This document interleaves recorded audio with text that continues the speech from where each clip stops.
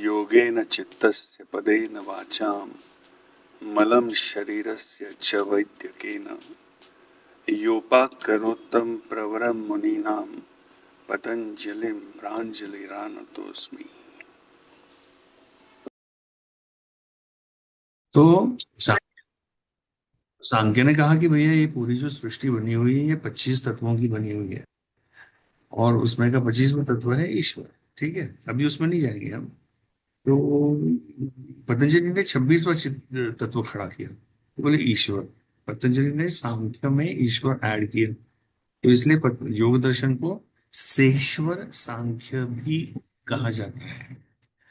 Sankhya philosophy with Ishwar, addition of Ishwar. अब पतंजलि ने ये क्यों किया? क्योंकि योग दर्शन में what is the ultimate goal? It is कैवल्य, निर्वाण, तो उसके लिए तीन टाइप के लोग रहते हैं। कोई भक्ति मार्ग में प्रवृत्त होता है, उसकी उसकी टेंडेंसी, उसकी टेम्परामेंट भक्ति की रहती है। कोई रहता है ज्ञान मार्गी रहता है, उसका टेम्परामेंट एटीट्यूड्स रहता है, वो बड़ा एनालिटिकल रहता है और वो ज्ञान के पीछे दौड़ते रहता है। और तीसरा जो व्यक्ति है वो कर्म मार्गी रहता है, कि उसे सेवा भाव में बड़ा सुकून मिलता है, सेवा करने में बड़ा सुकून मिलता है। तो पतंजलि ने कहा कि इन तीनों को जस्टिस मिलनी चाहिए। तो ईश्वर उन्होंने इसलिए कहा कि ताकि उसे भक्ति भाव से तुम उसकी आराधना कर सको, उसे समझ सको। लेकिन पतंजलि का ईश्वर बड़ा यूनिक है। वो वेदांत के ब्रह्म पर टिका हुआ है। वेदांत, बल्कि ऐसा कहा तो भी गलत नहीं होगा कि वेदांत का ब्रह्म यही पतंजलि का ईश्वर है। ओके। तो यहाँ पे पतंजलि ने बड़ा बहुत ही प्यारा प्यारे तरीके से छह दर्शनों का समन्वय कर लिया है। जैसे मोक्ष के लिए वैशेषिक लोग अपरिवर्ग, ऐसा परिवर्ग, अपवर्ग अपवर्ग ये टर्म इस्तेमाल करते हैं, भोग अपवर्गार्थम। तो पतंजलि ने वो वैशेषिक की टर्म भी अपवर्ग ये कॉन्सेप्ट उनका ले लिया। फिर सांख्य पे तो बेस्ड है ही। फिर वेदांत का ब्रह्म का कॉन्सेप्ट उन्होंने ईश्वर करके ले लिया। तो उन्होंने छह दर्शनों का समन्वय करने की कोशिश की है। बहुत ही उम्दा कोशिश है। और इसी कारण योग दर्शन को शिरोमणि दर्शन, शिरोमणि ग्रंथ कहा गया है। राइट। सो तो पतंजलि ने ये ईश्वर खड़ा किया और उसका प्रणिधान बताया, मतलब उसकी आराधना। प्रणिधान मतलब constant remembrance, in other words. अब किसी चीज का कांस्टेंट रिमेम्बरेंस अगर तुम्हें है तो ऑटोमेटिकली तुम्हारा बिहेवियर उस वैसे मॉड्यूलेट होगा, है ना। छोटे बच्चे रहते हैं कि मम्मी ने बोला है कि नहीं स्ट्रेंजर से बात नहीं करने की, तो वो छोटा बच्चा फिर रहता है, वो हर स्ट्रेंजर को वो ऐसा डाउट से देखता है, वो है क्योंकि उसके दिमाग में कंटिन्यूअस वो एक चीज कांस्टेंट रिमेम्बरेंस में रहती है। तो वैसे पतंजलि का कहना है कि ईश्वर जो अभी हम यहाँ पे प्रोपोगेट करने वाले हैं वो तुम्हारे कांस्टेंट रिमेम्बरेंस में रहना चाहिए। Very beautiful concept. तो इवन इस पर से मुझे एक बड़ी प्यारी प्रेयर याद आई, जो मदर टेरेसा की फेवरेट प्रेयर थी। वो कहती थी कि God help me to remember that nothing is going to happen to me today that you and I cannot handle. So sweet, so sweet. Huh? I'll repeat this. God, help me to remember that nothing is going to happen to me today that you and I cannot handle. So this is a reminder for her of her constant remembrance. That is constant remembrance. तो अब पतंजलि ने फिर सूत्र लिखना शुरू कर दिया। तो पहला सूत्र पढ़ो, नंबर 24 पढ़ो। You have it in front of you, break it up.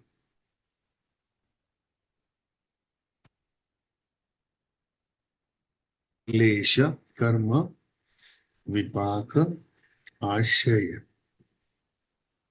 अपरामृष्ट, पुरुष विशेष, ईश्वर। बड़ा सुंदर सूत्र है, बड़े यूनिक तरीके से ईश्वर को डिफाइन किया गया है। वो चतुर्भुज है, ये है, वो है, कुछ भी नहीं है, एकदम बड़ा अलग सा definition, radical definition, but an eye opener definition कर दी पतंजलि ने यहाँ पे। क्लेश किसे है, मुझे है, कहाँ बैठे हैं, मेरे बुद्धि में बैठे हैं। उन क्लेशों के कारण मेरे हाथ से हमेशा कर्म होते रहते हैं। अब वो कर्मों के फल जो है वो मुझे चिपकते हैं, उन्हें मुझे ही खाना पड़ता है जब वो पकते हैं। जो वो उसको कहते हैं विपाक। विपाक मतलब अभी फल खाना शुरू हो गया है। और आशय मतलब जो फल अभी तक पके नहीं है, वो लटक रहे हैं अभी, they are waiting for their time. तो ये ऐसे क्लेश, कर्म, विपाक, आशय, इसमें तुम्हारी जिंदगी खत्म हो जाती है। तुम्हारी बुद्धि में सिर्फ यही भरा पड़ा है। तुम्हारे क्लेश भरे पड़े हैं, तुम्हारे कर्म भरे पड़े हैं, उनके फल भरे पड़े हैं, जो पक रहे, जो पको हो गए, जो प्रारब्ध करके तुम अभी भोग रहे हो, और जो नहीं पको हुए। तो फ्यूचर का डर, फ्यूचर का डर क्यों है तुमको? हाँ, क्योंकि पता नहीं ना कौन से फल पकेंगे, क्या सामने आएगा, है ना। सब तो मीठे रहते नहीं है, कड़वे भी रहते हैं। तो इसलिए फ्यूचर का डर रहता है। अच्छा, तो ये तुम हो। अब ये होने के बावजूद तुम्हारे अंदर एक ऐसी एक ऐसा तत्व है जो इन सबसे परे है, इन सबका उसे स्पर्श भी नहीं होता, और वो तुम्हारी बुद्धि में ही है। अब मैं अगर तुम्हें पूछूं कि तुम्हारी बुद्धि का कंटेंट क्या है, तो तुम कहोगे कि हाँ, मेरे बुद्धि में तो मैं तो बहुत इंटेलिजेंट हूँ, ये तो है मेरी बुद्धि में। और मेरी बुद्धि में और क्या है? मेरी बुद्धि में मेरे विचार है, मेरी भावना है, मेरे एस्पिरेशंस है, मेरे सक्सेसेस है, मेरे फेलियर्स है, मेरे फियर्स है, मेरी अनसर्टनिटीज है। फिर मेरा गुस्सा भी है, बहुत सारा गुस्सा है, बहुत सारा फ्रस्ट्रेशन अ, बहुत कुछ है, ये सब मेरे बुद्धि में भरा पड़ा है ना। तो ये सब रहने के बावजूद, ये सब रहने के बावजूद ऐसा एक तत्व भी मेरे बुद्धि में है कि जिसे इन सब का स्पर्श भी नहीं था। और जो वो जो तत्व है वो ईश्वर है। ओके। तो जब हम लास्ट टाइम ये सूत्र डिस्कस कर रहे थे, तब शशि ने एक सवाल खड़ा किया कि क्लेश क्या है। क्योंकि क्लेशों से कर्म होते हैं, कर्मों से विपाक होता है, और विपाक से फिर उससे उन्हीं से आश्रय तैयार रहता है, और उसको स्पर्श भी नहीं होता। तो पहले तो ये सब चारों चीजें क्या है, ये हमारे अंदर कैसी भरी पड़ी है, कितनी गहराई में भरी पड़ी है, इसका आकलन जब होगा तभी पता चलेगा कि ये जो दूसरी एक चीज भी हमारे अंदर है, उन्हीं के साथ साथ उसकी अहमियत क्या है, how important it is. So then that's why we have decided that today we will start with the next module, and we'll just pick up initial sutras of the next module which describe the clash. So up to 9, 2.1 to 2.9. तो अविद्या, अस्मिता, राग, अविद्या, अस्मिता, राग, द्वेष, अभिनिवेश, ये 5 क्लेश है। अब इनको समझेंगे, क्लेश आए कहाँ से, फ्रॉम वेयर डिड दे कम। तो पहला जो है वो अविद्या है। अविद्या, और वो क्लेश है क्या? तो सूत्र नंबर 2.4 बोलता है हमें कि अविद्या क्षेत्र उत्तरेशम प्रसुप्त तनु विच्छिन्न उदाहरण। अविद्या ये बाकी के क्लेशों का क्षेत्र है, मतलब भूमि है, मतलब खेत है। तो खेत में उगता है ना चीजें, तो अविद्या ये भूमि है, ये क्षेत्र मतलब भूमि, जमीन, जिसमें ये बाकी के सब क्लेश उगते हैं। ओके। और वो जो उगते हैं बाकी के क्लेश, बाकी के कौन से रहे? राग, द्वेष, अभिनिवेश, अपना, और क्या क्या, अस्मिता, अस्मिता, राग, द्वेष और अभिनिवेश, ये 4। ठीक है, ये अविद्या भूमि में उगते हैं, सो अविद्या इज फंडामेंटल।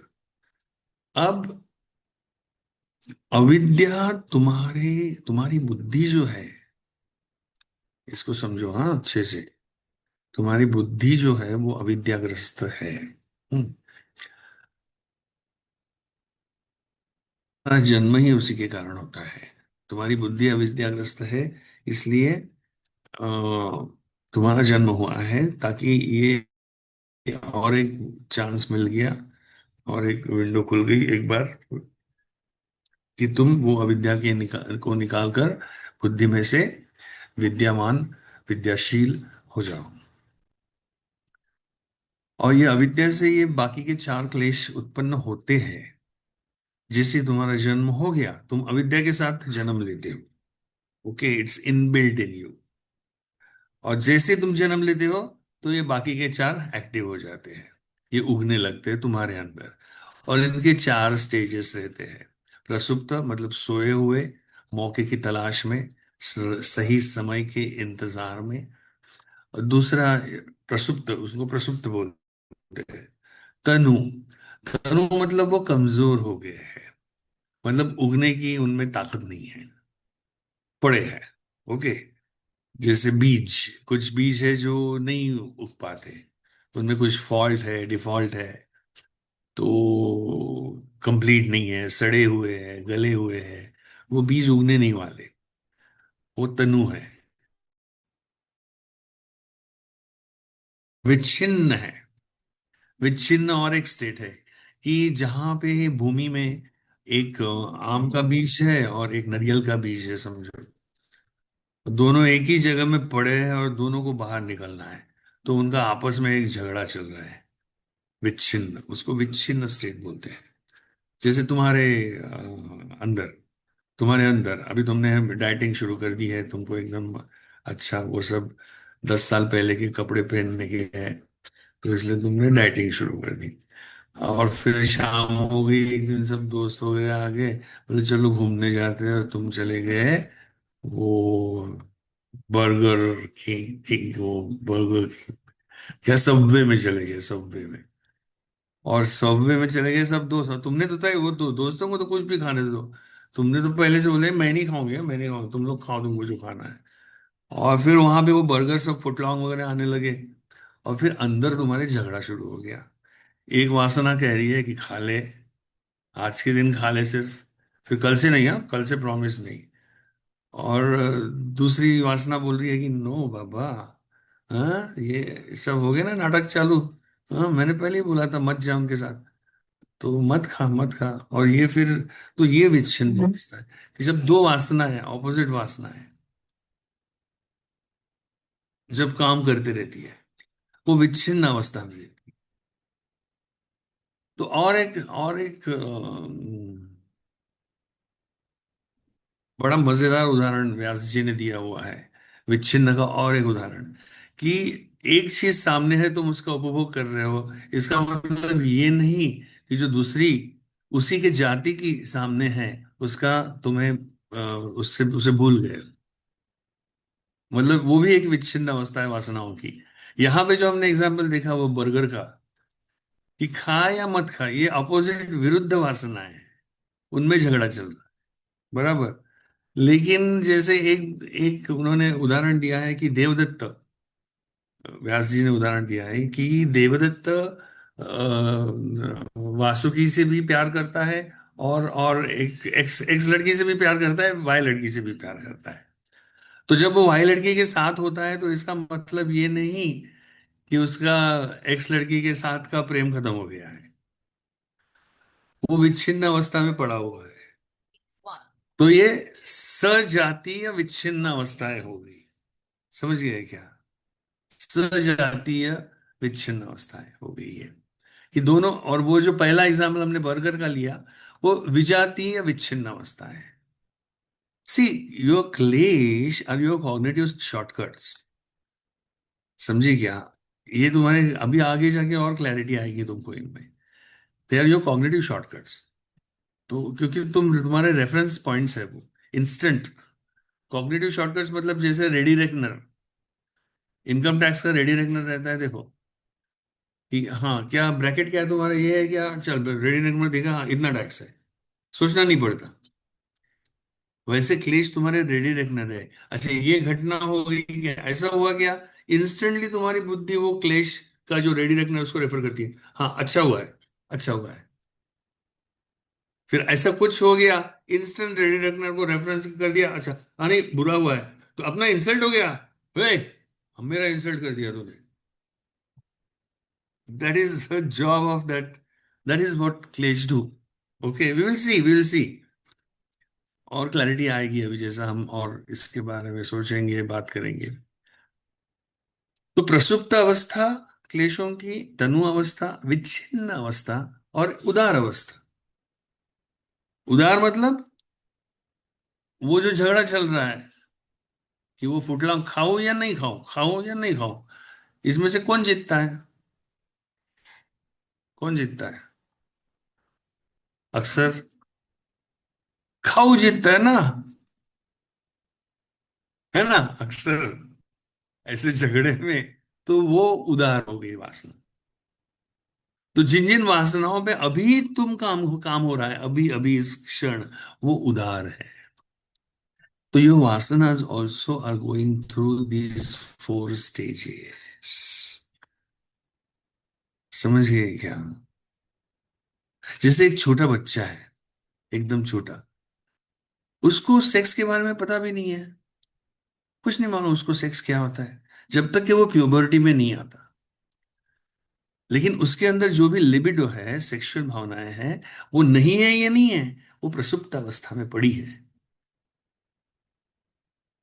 जब तक कि वो प्यूबर्टी में नहीं आता, उनको कंड्यूसिव एनवायरनमेंट नहीं मिलता, तब तक के वो वासनाएं उदार नहीं होंगी। अब वहां पे भी विच्छिन्न होगी पहले, क्योंकि माँ बाप ने सिखाया है कि से बुरी बात है, ये है वो है, all sorts of nonsense he has been fed, you know, conceptions, misconceptions, हर एक घर के संस्कार, हर नेशन के संस्कार, culture. So this is what Patanjali is telling अस।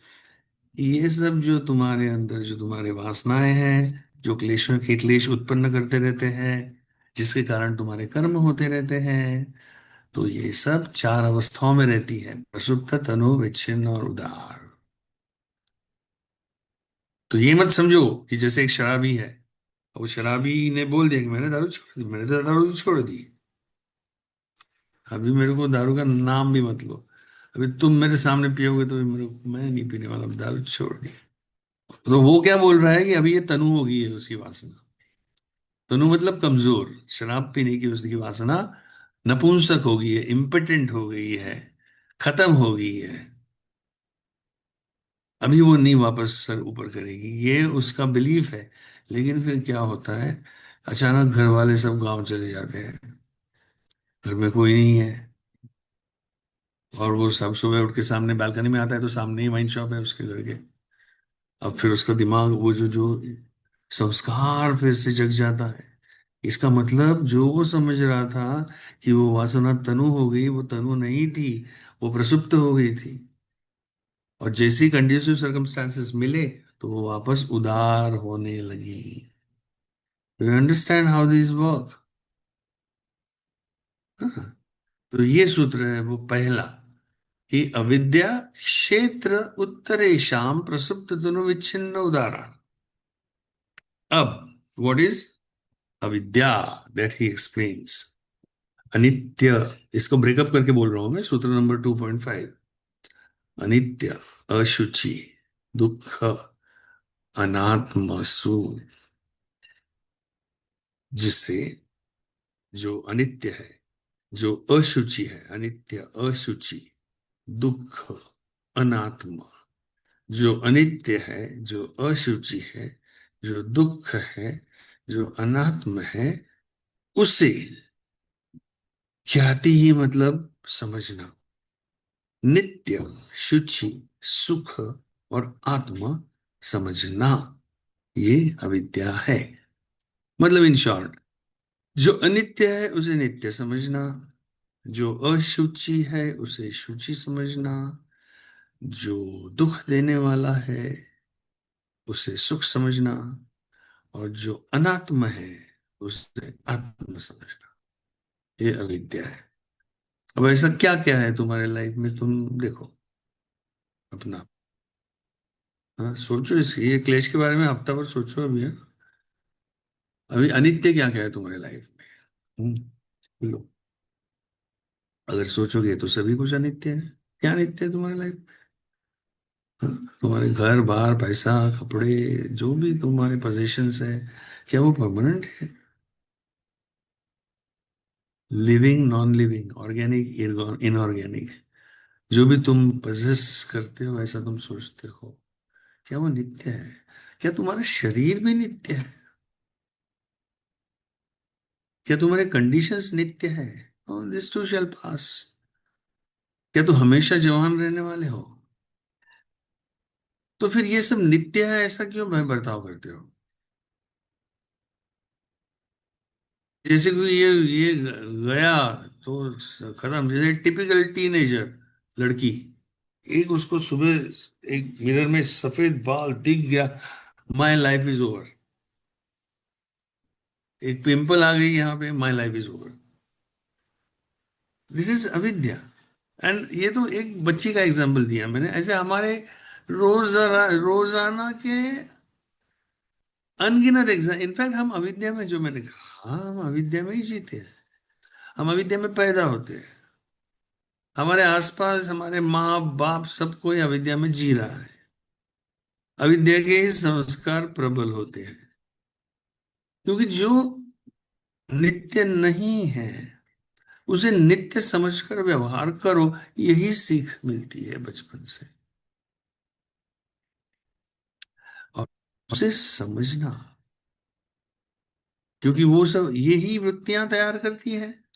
कर्म क्यों होते हैं? क्योंकि वृत्तियां होती है। तो वृत्तियां कौन तैयार करता है? तुम्हारी सोच। तुम्हारी सोच कहाँ से आती है? क्लेशों से आती है। तुम्हारे दिन भर में 60,000 विचार तुम्हारे दिमाग से जाते हैं। ये कौन क्रिएट करता है? तुम्हारे क्लेश। तो तुम्हारी क्लेश तुम्हारी सोच निर्माण करते हैं, और सोच के आधार पर तुम्हारी भावनाएं चलती है। Your thoughts create your emotions. Emotions don't create thoughts. Understand this. Thoughts, मेरा इंसल्ट हुआ इसलिए मेरे को गुस्सा आता है। मेरे को पहले गुस्सा आता है और बाद में इंसल्ट होता है, ऐसा नहीं होता। Every emotion, every single emotion has a thought behind it. Every single emotion. And that thought comes from kleshas. और इमोशन मतलब क्या? वो emotion fans your vrittis, and vrittis result in Karma,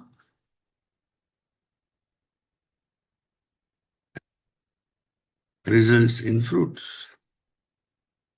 which then you have to eat. बिल्कुल indigestion होने तक खाना ही पड़ता है, अपचन हो जाए, तुम्हारे फ्रूट है, तुमको खाओ, तुमको खाना पड़ेगा। ये तो लगा है क्यों फिर? अब खाओ। तो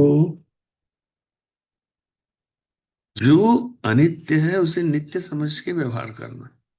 मेरा घर, मेरी कार, मेरे कपड़े, कितना पॉसेसिव हो तुम।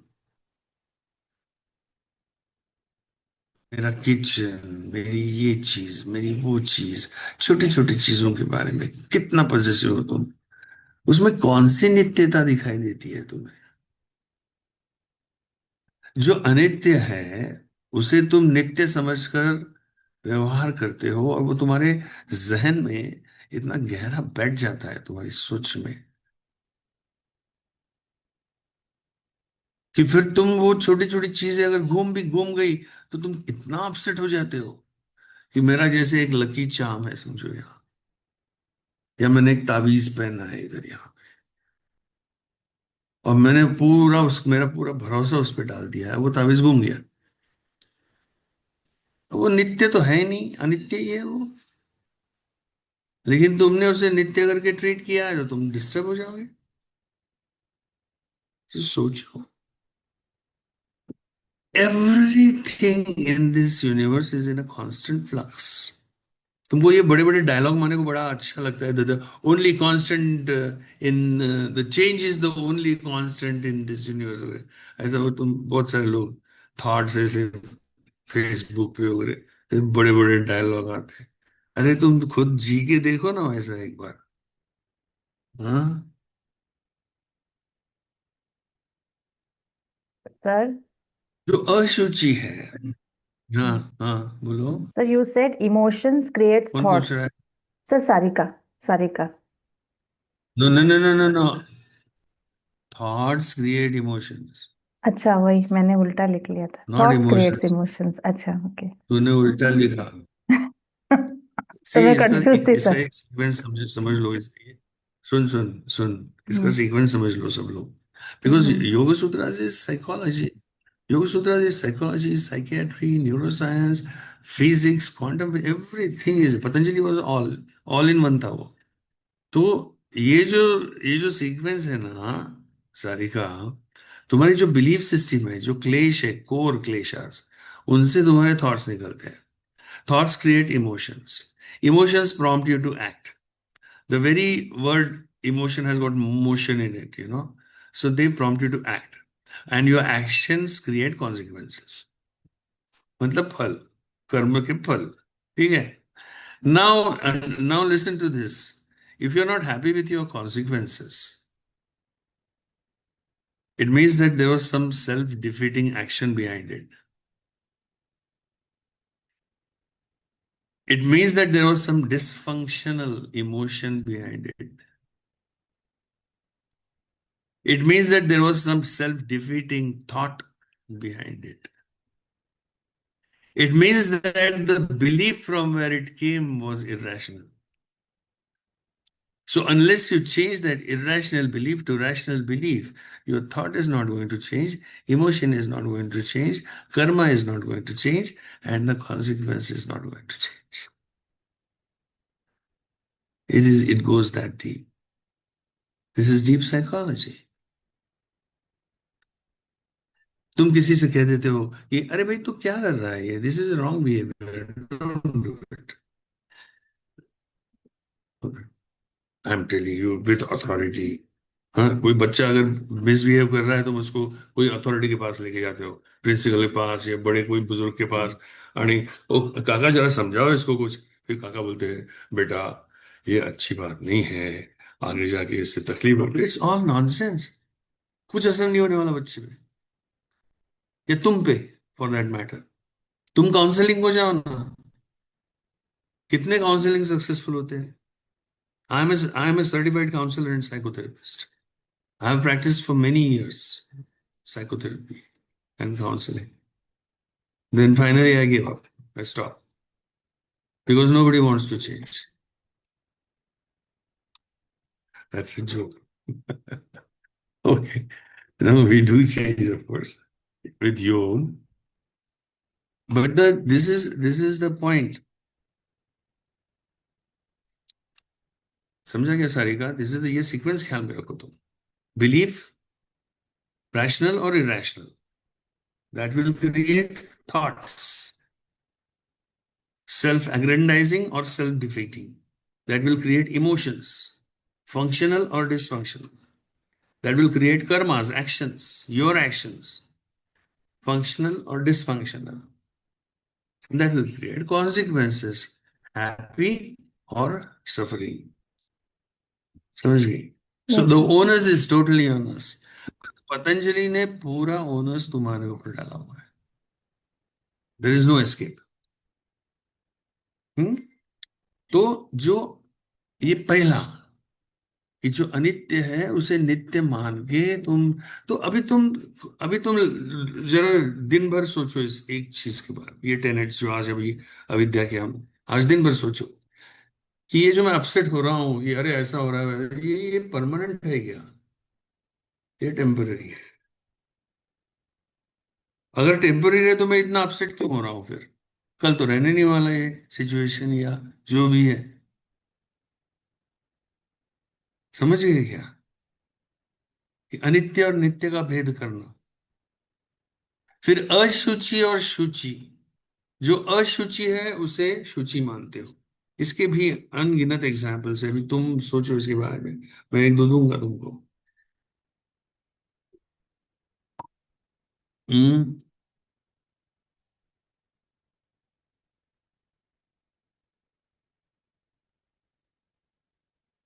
अभी होली आएगी, राइट? होली, वो होलिका दहन करते हैं। द थॉट इज वेरी पायस, है ना?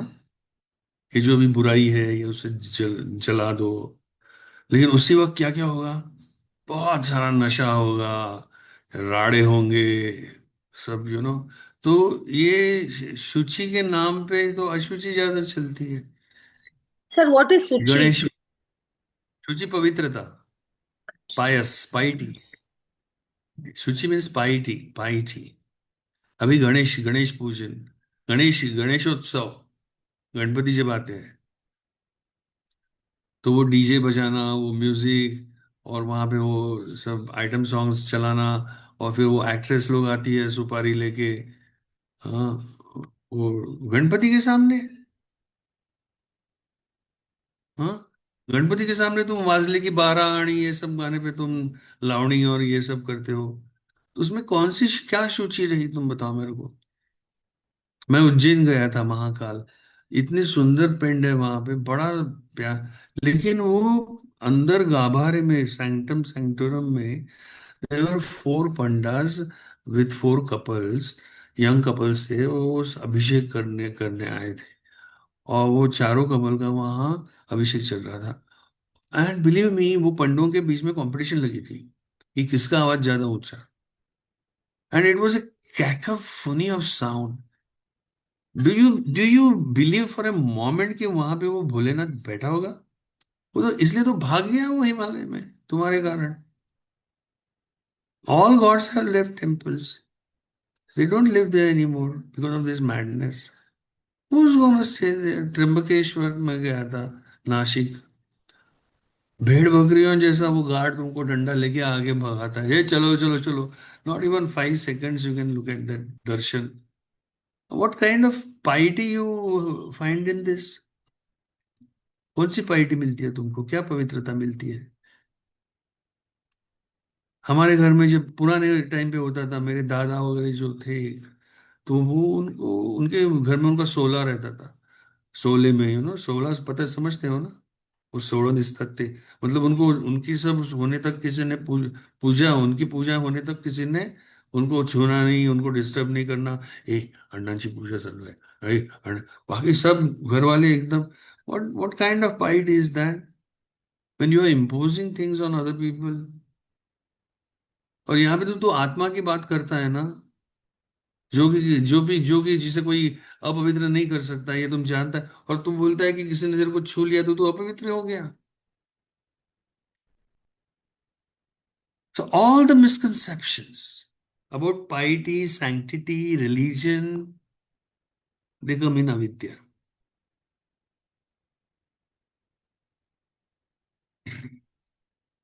कर्म का सिद्धांत हम उसके बारे में बात करने वाले।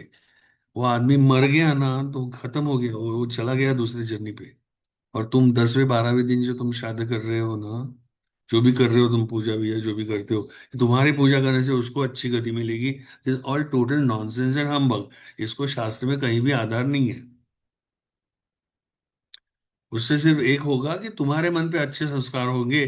तुम शायद, तुम्हारे मन में शायद डर पैदा होगा कि बॉस मैं भी मरने वाला हूँ, तो अभी तक ठीक है, अभी जो बचे दिन है अच्छे से रह लूं, एक अच्छा इंसान बनकर रह लूं। ये संस्कार तुम्हारे ऊपर होंगे, बस उतना ही उसका मायना है। बाकी जो निकल गया है, तुम्हारे यहाँ कुछ चार ब्राह्मणों को खाना खिलाने से, उसकी वहां की, उसको वहां पे ये नहीं होने वाला कि थर्ड क्लास में जा रहा है तो वो गॉड आए, ए तेरे बेटे ने वहां पे 10 ब्राह्मणों को खाना खिलाया, चल तेरा यहाँ पे अपग्रेडेशन हो गया है, चल तू फर्स्ट क्लास में आ जा। I mean it is that kind of nonsense. It is that kind of nonsense. तुम्हारे यहां पूजा करने से उसकी गति में कुछ फर्क नहीं पड़ना। उसके लिए तुम नहीं हो अभी। तुमको ये बात, सिंपल सी बात तुम्हारे दिमाग में नहीं आती कि एक आदमी चला गया, उसकी फोटो लग गई, बराबर। अहो हे सोडून गेले, अण्णा सोडून गेले, गया वो, फोटो लग गई उसकी, बराबर। तुमको ये समझ में नहीं आता कि मतलब तुम्हारे लिए अभी वो नहीं रहा, तुम्हारे दायरे से, तुम्हारे जिंदगी से वो आदमी निकल गया, उसकी फोटो लग गई। तुम्हारे दायरे से, जो भी तुम्हारा कॉन्शियसनेस का जो भी दायरा है, उसमें से वो आदमी निकल गया है।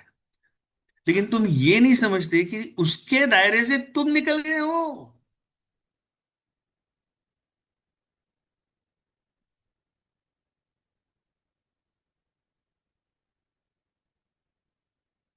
Think about it.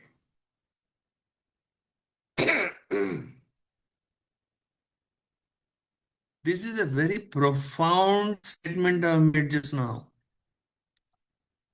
ये जो तुम्हारी, जो कोई मरने के बाद में जो ग्रीफ में जाता है इंसान, ठीक है भैया, लेकिन इमोशनल क्लोजर होना बहुत जरूरी है। I am psychiatrist, I am psychologist, so emotional closure is very important for us, for those who are living. लेकिन ये अविद्या इमोशनल क्लोजर्स नहीं होने देती। जैसे वो मर गया, जो वो तुम्हारे दायरे से निकल गया है, वैसे उसके दायरे से तुम निकल गए हो।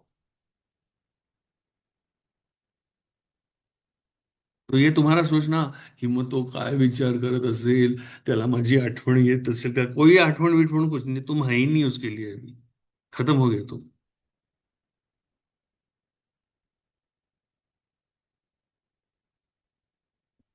So that which is something pious, something very the existence is pious. Whatever laws of nature have been created, they are pious. That is piety, that is sanctity, that is serenity, that is sanity. तो तुमने तोड़ मरोड़ दिया अपने स्वार्थ के लिए। ये काल घट सर्प योग, उधर जाओ, नासिक में त्र्यंबकेश्वर जाओ, और काल घट, तेरे को ऐसा कुछ तो भी योग है, वो पत्रिका देख के तेरे को बताता है। अरे उसको खुद को नहीं मालूम वो क्या कर रहा है। घर में सत्यनारायण करते हो तुम। See, I am not criticising anything, I am just asking you to open your eyes.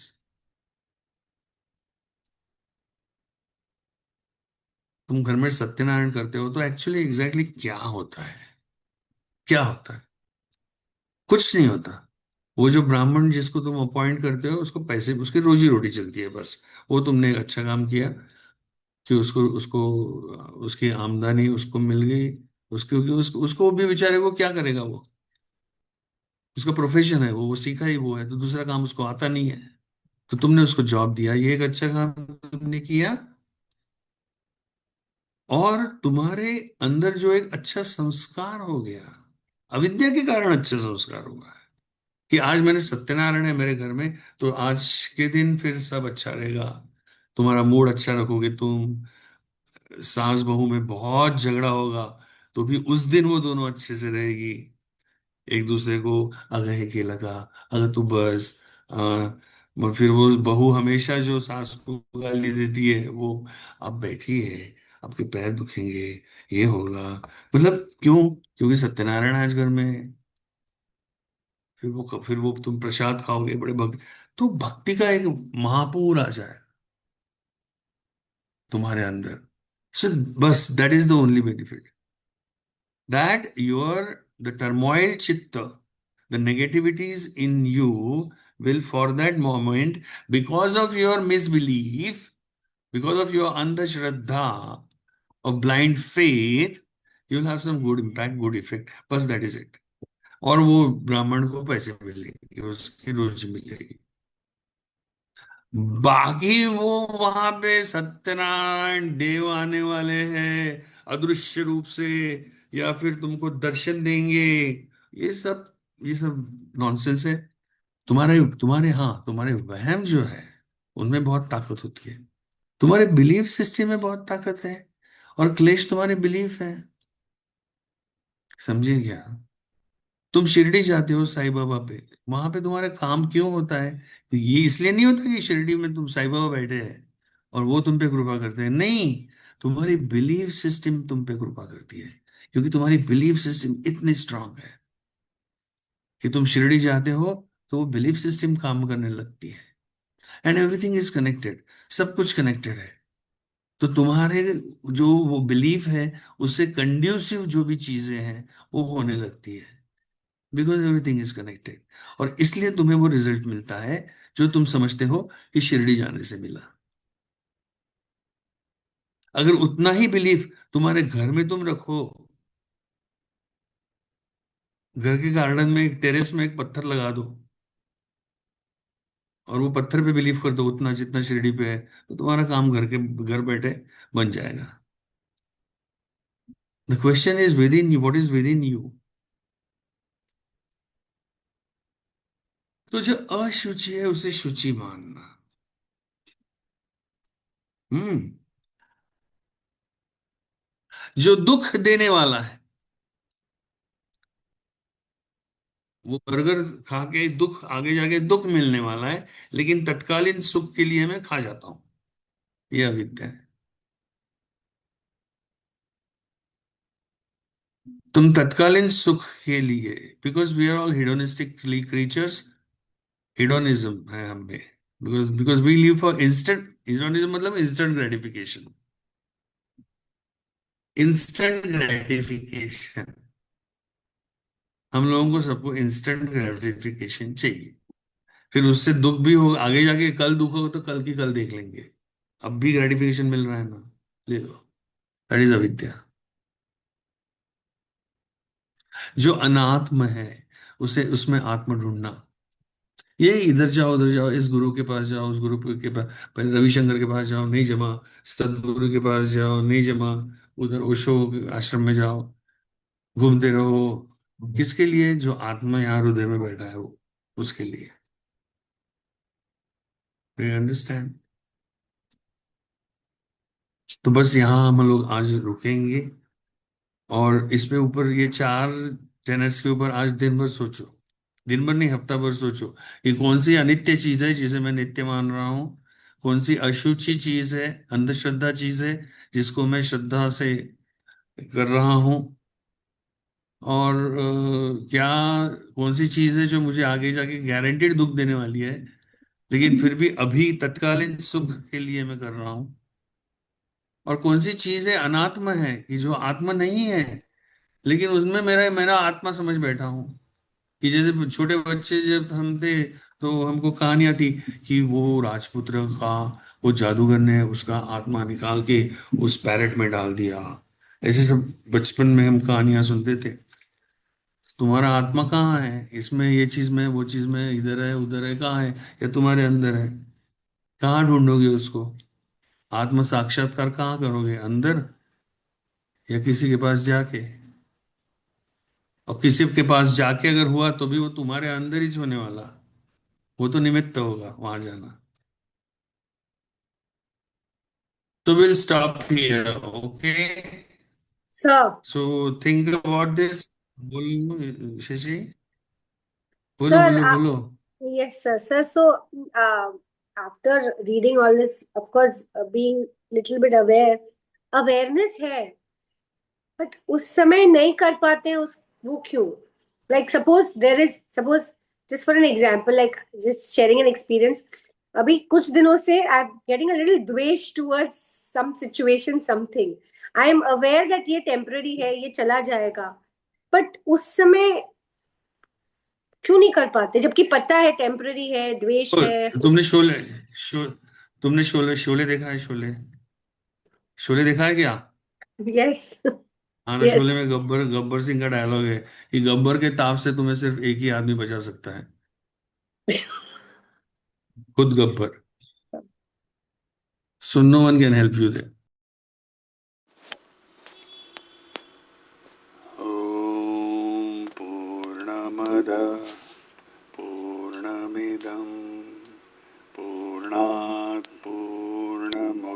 मुच्यते पूर्णस्य पूर्णमादाय पूर्णमेवावशिष्यते।